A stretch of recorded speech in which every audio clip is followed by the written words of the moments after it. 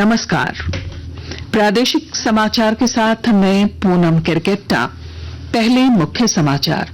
केंद्र सरकार ने राज्यों और केंद्र शासित प्रदेशों से 10 सितंबर से पहले सभी चिकित्सा संस्थानों में डॉक्टरों और स्वास्थ्य कर्मियों की सुरक्षा के लिए किए गए उपायों की रिपोर्ट भेजने को कहा। केंद्र ने ईपीएफओ पंजीकृत कर्मचारियों को किसी भी बैंक से अपनी पेंशन प्राप्त करने की सुविधा वाली केंद्रीकृत पेंशन भुगतान प्रणाली को दी मंजूरी।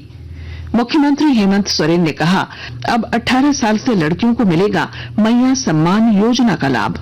झारखंड समेत पूरे देश में आज मनाया जा रहा है शिक्षक दिवस। राष्ट्रपति द्रौपदी मुर्मू नई दिल्ली में बोकारो की डॉक्टर आशा रानी समेत 82 शिक्षकों को राष्ट्रीय शिक्षक पुरस्कार से करेंगी सम्मानित। और पैरालंपिक खेलों में भारतीय खिलाड़ियों का दमदार प्रदर्शन जारी। तीरंदाजी में हरविंदर सिंह और क्लब थ्रो में धर्मवीर ने हासिल किया स्वर्ण पदक। और अब समाचार विस्तार से। केंद्र सरकार ने राज्यों और केंद्र शासित प्रदेशों से कहा है कि वे 10 सितंबर से पहले सभी चिकित्सा संस्थानों में डॉक्टरों और स्वास्थ्य कर्मचारियों की सुरक्षा के लिए किए गए उपायों की रिपोर्ट उसे भेजें। केंद्रीय स्वास्थ्य सचिव अपूर्व चंद्र ने इस संबंध में सभी राज्यों के मुख्य सचिवों और पुलिस महानिदेशकों को पत्र लिखा है। उनसे कहा गया है कि वे प्रत्येक क्षेत्र और जिले में अधिक भीड़ वाले अस्पतालों की पहचान करें और वहां प्राथमिकता के आधार पर कार्यरत चिकित्सा कर्मियों सुरक्षा सुनिश्चित करें। उन्हें सुरक्षा उपायों का आकलन और उसमें सुधार के लिए स्थानीय स्वास्थ्य और पुलिस अधिकारियों के परामर्श से सुरक्षा ऑडिट करने का निर्देश भी दिया गया है। कर्मचारी भविष्य निधि योजना के तहत पेंशन पाने वाले लोग अब 1 जनवरी 2025 से देश के किसी भी हिस्से में किसी भी बैंक से अपनी पेंशन प्राप्त कर सकेंगे। इससे 78 लाख से अधिक पेंशन भोगियों को लाभ होगा। केंद्रीय श्रम और रोजगार मंत्री डॉक्टर मनसुख मंडाविया ने इसे कर्मचारी भविष्य निधि संगठन ईपीएफओ की बड़ी उपलब्धि बताई है। मुख्यमंत्री हेमंत सोरेन ने कहा है कि अब 18 साल की लड़कियों को भी मैया सम्मान योजना का लाभ मिलेगा। रांची में मैया सम्मान योजना को लेकर आयोजित कार्यक्रम को संबोधित करते हुए उन्होंने कहा कि 2-3 दिनों में सरकार इस पर आधारित फैसला ले लेगी। जो हम लोगों ने 21 साल से शुरू किया है उसको अब हम लोग 18, 19, 20 से शुरू करें ताकि हमारी कोई भी बच्चियां ना बचे, कोई भी महिलाएं ना बचे। तो इसलिए अब घर में जो बेटी 18 साल की हो गई, अभी तो हम घोषणा कर रहे हैं, आज इसको कानूनी अमली जामा पहनाएंगे। लेकिन सरकार आपके द्वार अभी जो चल रहा है उसमें उन बच्चियों का भी फॉर्म भरवाइएगा, उसका भी हम डाटा एंट्री करके रखेंगे। जैसे ही हम कानून बनाएंगे उनके खाता में भी हम पैसा डालेंगे। भाजपा के प्रदेश अध्यक्ष बाबूलाल मरांडी ने बांग्लादेशी घुसपैठ के मुद्दे पर फिर राज्य सरकार पर हमला बोला है। उन्होंने कहा है कि संताल परगना समेत पूरे राज्य की डेमोग्राफी बदली है।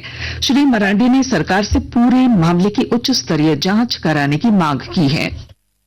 हाईकोर्ट ने भी उस पर टिप्पणी की है, राज्य सरकार पर कहा है कि आप इस पर कार्रवाई करिए। अगर राज्य सरकार कह रहे कहीं घुसपैठ नहीं हुआ तो जांच कराओ भाई, आखिर इतनी डेमोग्राफी कैसे बदल। खास करके आदिवासियों की पॉपुलेशन से हताशा कम गिरावट आई हो। अगर इसी प्रकार से गिरावट रहेगी, अगर आप सेंसस होगा तो हमको लगता है कि वहाँ ट्राइबल की पॉपुलेशन और कम।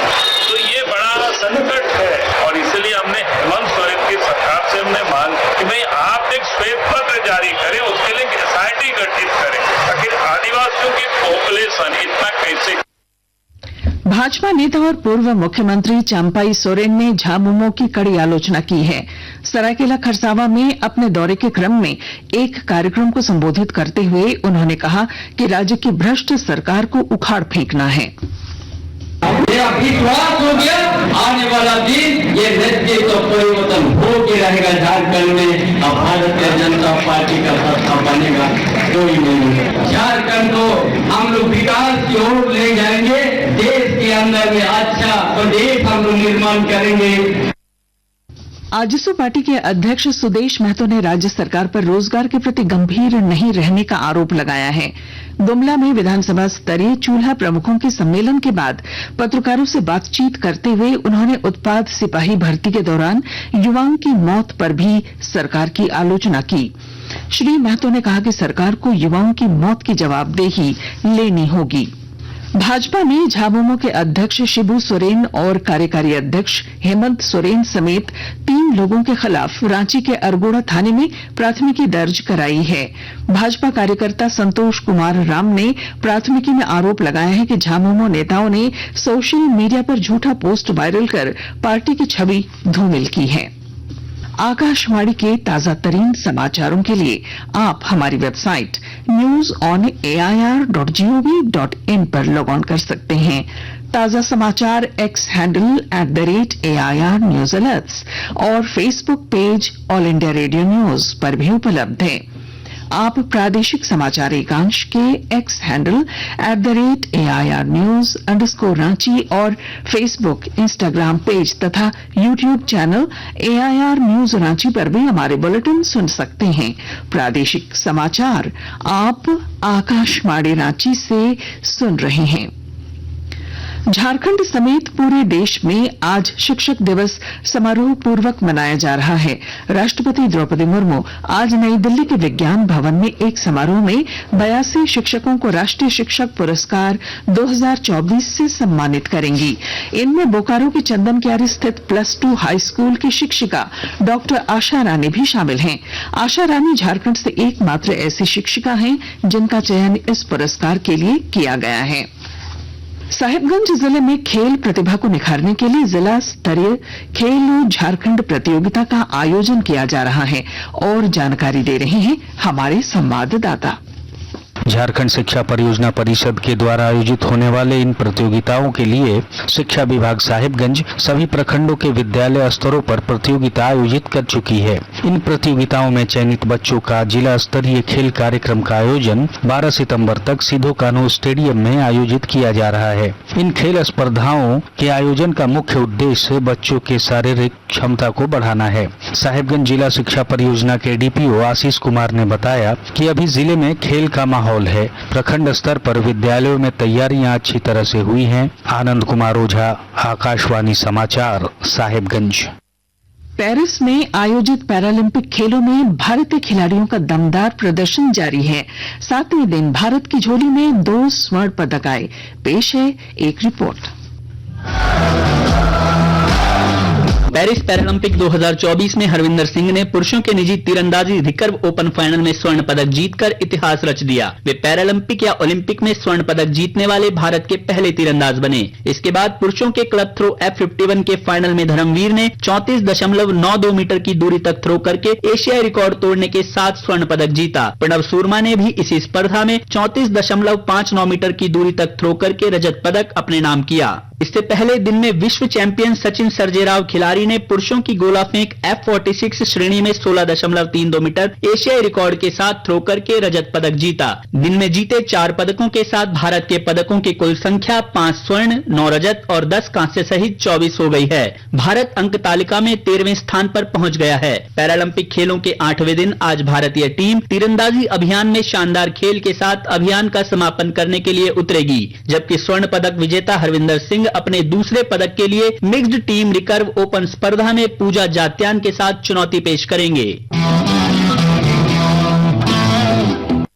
और अब अखबारों की सुर्खियां। रांची से प्रकाशित सभी प्रमुख अखबारों ने मैया सम्मान योजना के लाभुकों की उम्र सीमा कम करने की खबर को प्रमुखता से प्रकाशित किया है। हिंदुस्तान ने लिखा है मैया का लाभ 18 से 20 वर्ष की लड़कियों को भी। दैनिक भास्कर की सुर्खी है अब 18 साल की बेटियों को भी मैया सम्मान। प्रभात खबर के शब्द हैं 18 की उम्र से मिलेगा मैया सम्मान। दैनिक जागरण लिखता है 18 वर्ष से ही मिलेगा मैया सम्मान योजना का लाभ। रांची एक्सप्रेस ने मुख्यमंत्री द्वारा मैया सम्मान योजना के तहत लाभुकों के खाते में राशि हस्तांतरित करने की खबर को सुर्खी बनाई है। और अब अंत में मुख्य समाचार। केंद्र सरकार ने राज्यों और केंद्र शासित प्रदेशों से 10 सितंबर से पहले सभी चिकित्सा संस्थानों में डॉक्टरों और स्वास्थ्य कर्मियों की सुरक्षा के लिए किए गए उपायों की रिपोर्ट भेजने को कहा। केंद्र ने EPFO पंजीकृत कर्मचारियों को किसी भी बैंक से अपनी पेंशन प्राप्त करने की सुविधा वाली केंद्रीकृत पेंशन भुगतान प्रणाली को दी मंजूरी। मुख्यमंत्री हेमंत सोरेन ने कहा अब 18 साल से लड़कियों को मिलेगा मैया सम्मान योजना का लाभ। झारखंड समेत पूरे देश में आज मनाया जा रहा है शिक्षक दिवस। राष्ट्रपति द्रौपदी मुर्मू नई दिल्ली में बोकारो की डॉक्टर आशा रानी समेत 82 शिक्षकों को राष्ट्रीय शिक्षक पुरस्कार से करेंगी सम्मानित। और पैरालंपिक खेलों में भारतीय खिलाड़ियों का दमदार प्रदर्शन जारी।